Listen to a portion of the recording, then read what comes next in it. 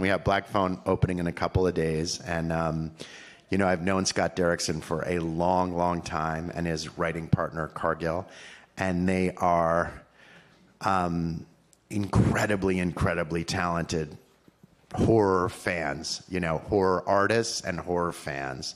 And I've had a great partnership with both of them. I've learned so much from Scott. I've learned so much from Scott Derrickson. Sinister was the third movie we made. When the company started, we did Paranormal Activity, and everyone said, "You did a magic trick."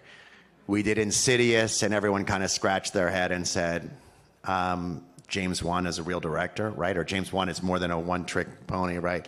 Then we did Sinister and The Purge, and by the time we'd done 4 of them, people were like, "Well, maybe that production company's doing something interesting."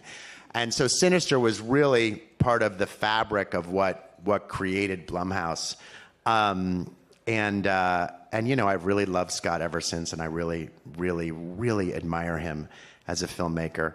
Scott said to me when we were making Sinister, he said, "My dream is to have Ethan Hawke in the movie." And for those of you who don't know, Ethan is a really, really dear old friend of mine. Maya, his daughter, is my goddaughter, so we're very, very close.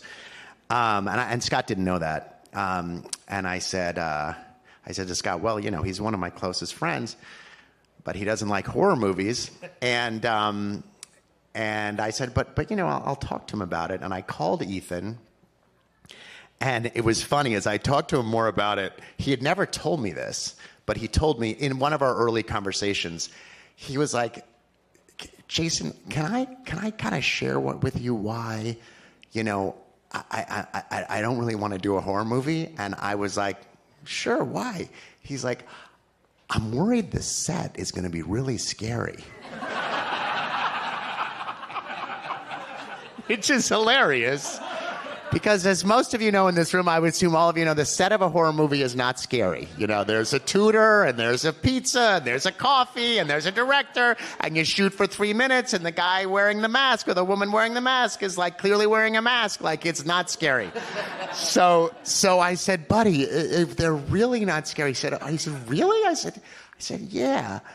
And he said, "Well, tell me what this movie is about." And I talked to Ethan the same in very specific terms of where I started this conversation. If you look at Sinister, Sinister is like this indie Sundance movie about a dad who's having a crisis, was a best-selling author. For those of you that don't remember or haven't seen the movie, he's a best-selling author.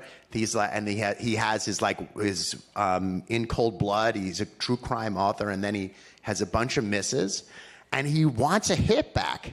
And he wants a hit back so much, he's going to move his family into a house where a crime took place so he can get his hit back.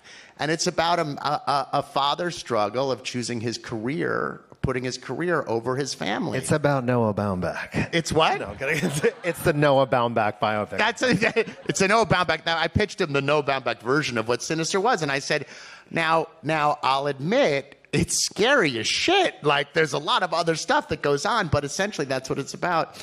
And that piqued his interest. But then what really got him to do it was Scott flew to New York and met with him and spent a day with him. And at the end of the meetings, Ethan was like, "That guy's an incredible filmmaker, and I can't wait to work with him." And now we've collaborated 3 times, all of us together, and it's been a terrific collaboration. And Ethan makes an incredible grabber.